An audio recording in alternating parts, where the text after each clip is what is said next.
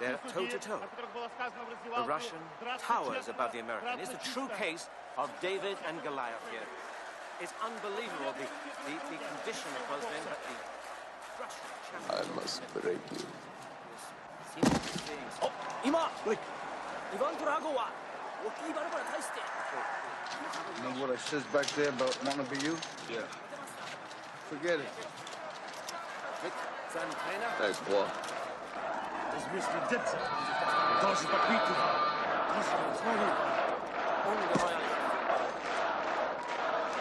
Take it straight to him now. Take it straight to him and be a rock for him. You understand? Be a rock for him. Be strong.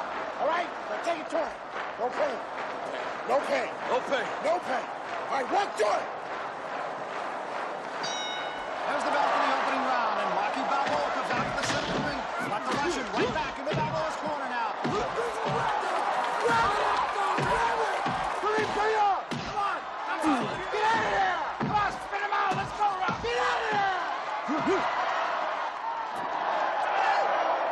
Out of the corner now, and now once more it is Drago backing Rocky Balboa up with a jab.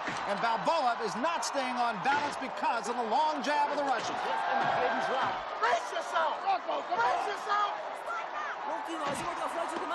Come on! Get up! Hands up! Touch him! Now! He can't seem to touch the Russian. Rocky pounding away at the midsection of the Russian, and he's just hit him with everything he's got. And Drago just smiled at him. Keep jumping away! Come him down! Come down! Come on, Rock! Rocky Balboa is in serious trouble. They might have to stop this one before somebody gets killed. Richard, grab him! Richard, grab him! Rocky's hurt. He woke the sleeping giant, and now he's paying the price. A right hand from Drago sends Rocky Balboa 15 feet across the ring. And the champ is down.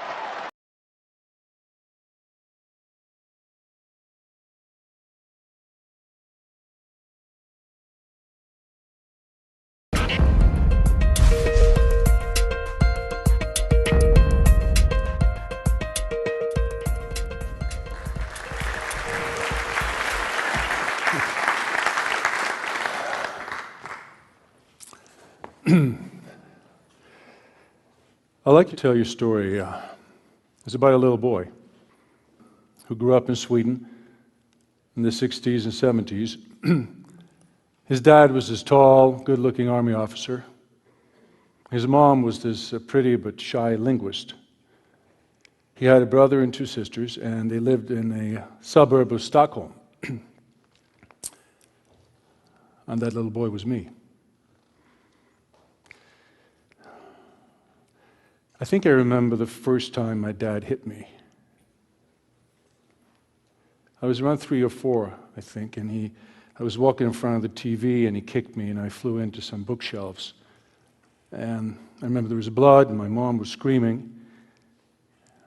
You see, my dad had a lot of problems and he took it out on me and my mom, never touched my brothers or sisters. And this started when I was about 3 or 4 and went on till I was about 11 or 12. It was a really hard part of my life because I had to go to school with a black eye, or, you know, some of my hair was missing when he'd been yanking my head. I think some of you may know what I'm talking about. I understand how you're feeling. You see, when you get abused at home, you have two choices. It's like an animal, fight or flight. You can either run away, which was impossible for me because I was a little kid living at home. Or you can fight back, which I couldn't do because, you know, I was just a little kid. My dad was my size.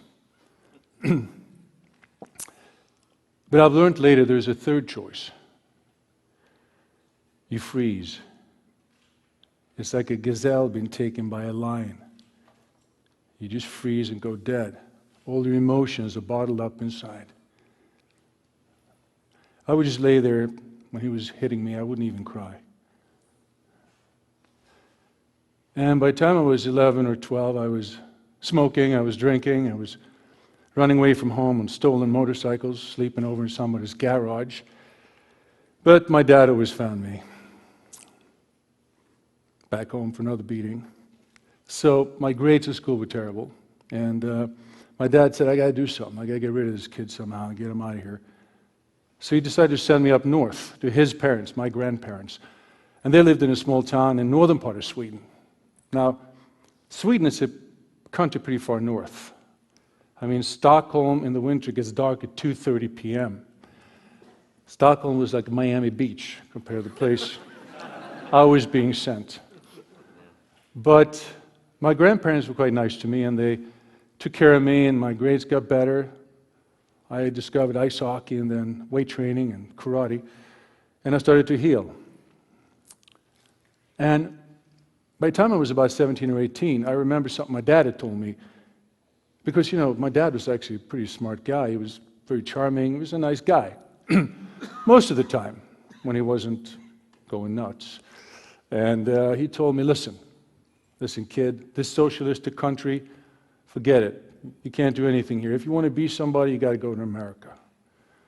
And I always remember that. So I kind of got all the scholarships I could because I didn't have any money. I got a scholarship to WSU, Washington State University, another one to Clemson. Finally, I got a Fulbright scholarship to MIT, which is the reason I'm standing here. And there was just one little snag. Because my fourth year, it's my last year as a master's, I was in Sydney at the University of Sydney and studying engineering on a scholarship. And I was working extra as a bouncer because, you know, that trauma is really helpful when you get in the ring with somebody. So I became a pretty good fighter. I was a karate champion, and I had what you call the killer instinct. So me and my buddy, who was my sparring partner, we got hired to do some special work at a rock concert, different artists. And one of them was this beautiful black singer, statuesque lady named Grace Jones. And we worked there, and then afterwards she hired some of us to do special security at her party when she was going to go out and hang out at the nightclubs in Sydney. I didn't really realize right away why she picked this tall, blonde, buffed guy to be her special security. But, you know, I found out later that evening. I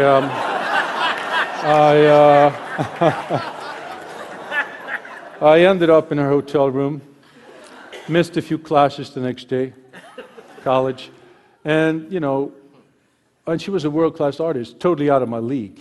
That's what I thought. That she didn't agree, you know, so we ended up having this relationship.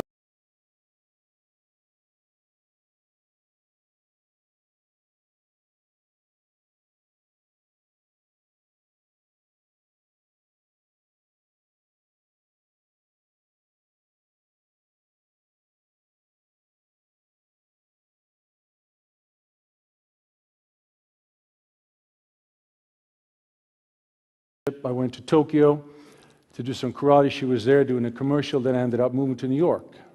So I had a couple of months before I was going to start MIT. And those months literally changed my life. Because what happened was, this is New York City, Studio 54, I met David Bowie, Michael Jackson. First week I was there, I went to some party, there was a little guy with white hair, came up to me and said, "Hi, what are you famous for?" Took a picture of me, I'm like, "Nothing as far as I know." He goes, "Hey, I want to put you in my magazine." Well, it was Andy Warhol, Interview magazine.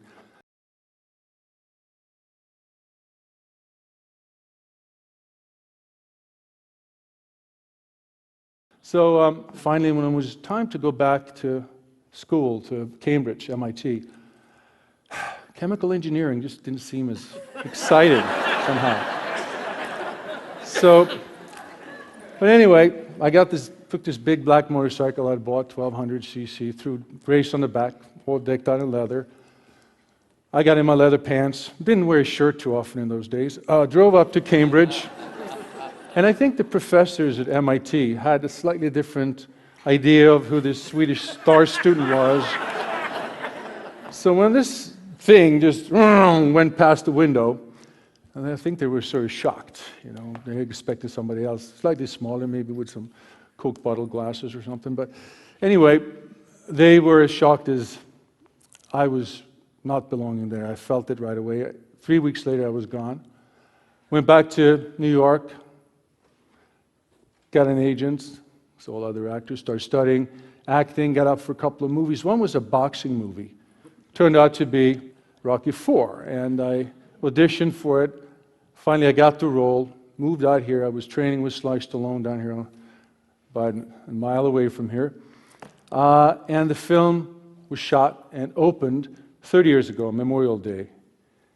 And I came out of the theater with Grace, and people were taking pictures of me. I'm like, what happened? Oh, I guess I'm a movie star. Okay, great. But you know, the problem was this. My troubles had only started. Because what happened was that frozen part of me, remember that I told you, started coming out and kind of running my life.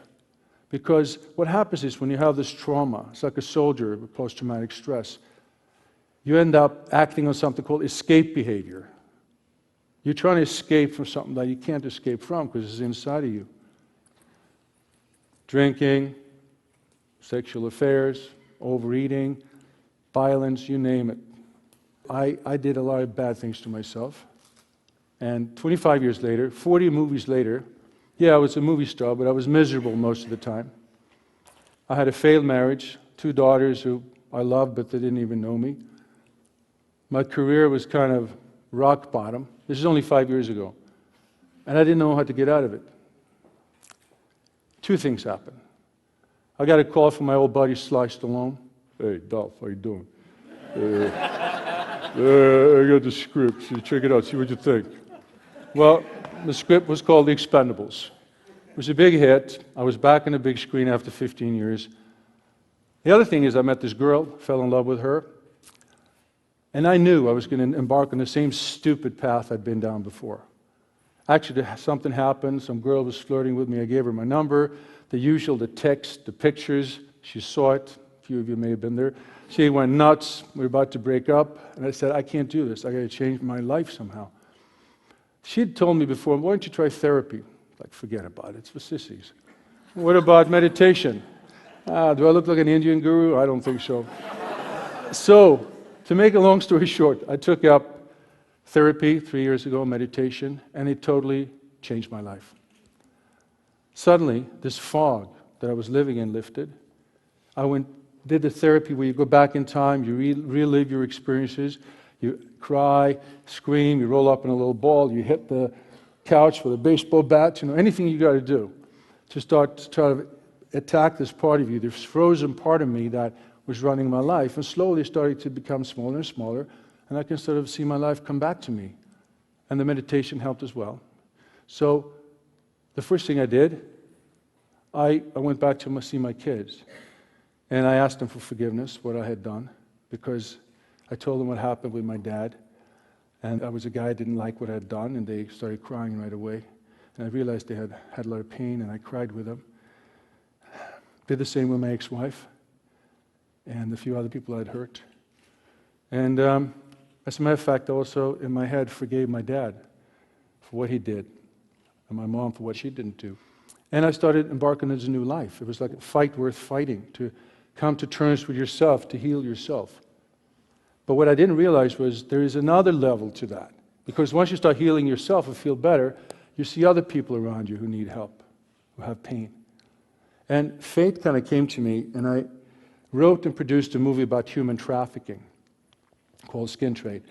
I learned about human trafficking, which is a terrible crime. There's 20 million slaves in the world today. It's a $20 billion industry, second largest in the world. These people are physically humiliated, psychologically abused, they have no self-worth, sort of like how I used to feel. And kind of fate brought me in contact with this, with human trafficking and these victims. When I came back to LA, I called an organization called CAST and asked them if I could help. Coalition to Abolish Slavery and Trafficking. Well, I've been helping them ever since, and it's a great feeling for me to finally give something back.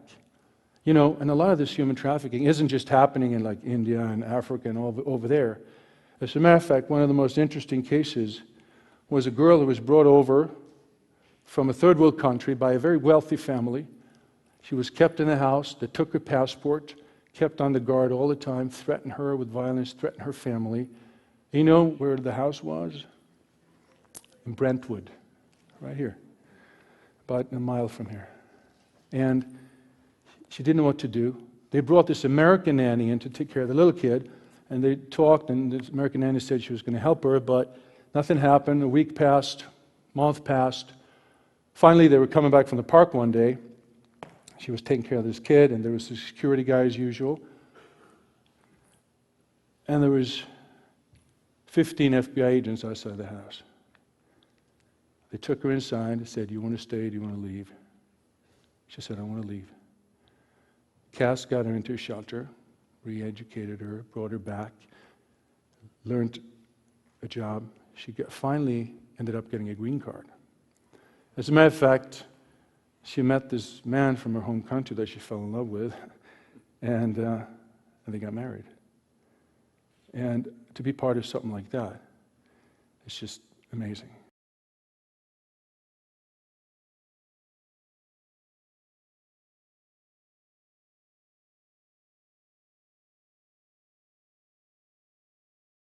I thought her towards the end of my talk, I want you to say hi to her. Alice, please stand up.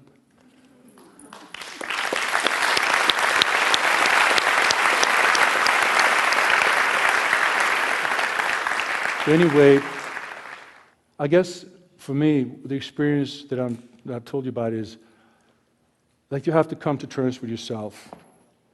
You have to love yourself so you can appreciate those things in others. If you heal yourself, you can heal others. And I think if you take time to look inside and find that little boy, that little girl inside yourself,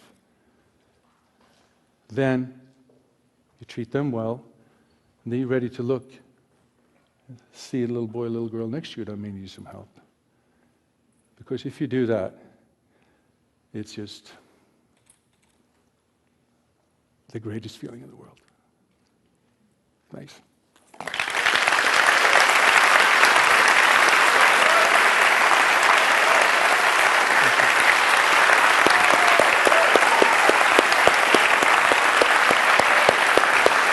Thank you.